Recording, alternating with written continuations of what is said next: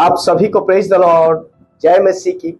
आइए अपने दिन की शुरुआत परमेश्वर के वचन के साथ करें। आज का वचन पहला यूहन्ना 3 और उसका 9वां पद। इसमें लिखा है, जो कोई परमेश्वर से जन्मा है वह पाप नहीं करता, क्योंकि उसका बीज उसमें बना रहता है, और वह पाप कर ही नहीं सकता, क्योंकि परमेश्वर से जन्मा है। प्रियो, जो कोई परमेश्वर से जन्मा है वह पाप नहीं करता।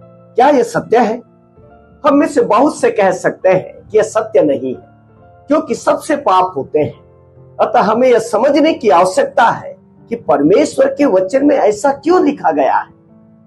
यह इसलिए लिखा गया है क्योंकि जो परमेश्वर से जन्मा है या जिसने नया जन्म पाया है, अब उसके अंदर एक नया स्वभाव पाया जाता है, और नया स्वभाव का व्यक्ति पाप नहीं कर सकता, क्योंकि जब कोई भी व्यक्ति प्रभु यीशु को अपना उद्धारकर्ता स्वीकार करता है तो अपने आत्मिक जीवन में बदल जाता है।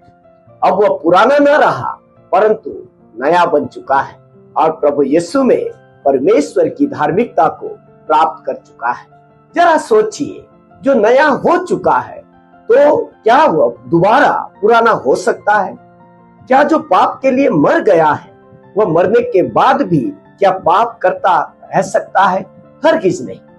अतः जिसने नया जन्म पाया, अब वह पाप के लिए नहीं परंतु परमेश्वर की महिमा के लिए चुना हुआ और अलग किया हुआ है, और नए सिरे से जन्म लेने के द्वारा परमेश्वर के परिवार का हिस्सा बन चुका है।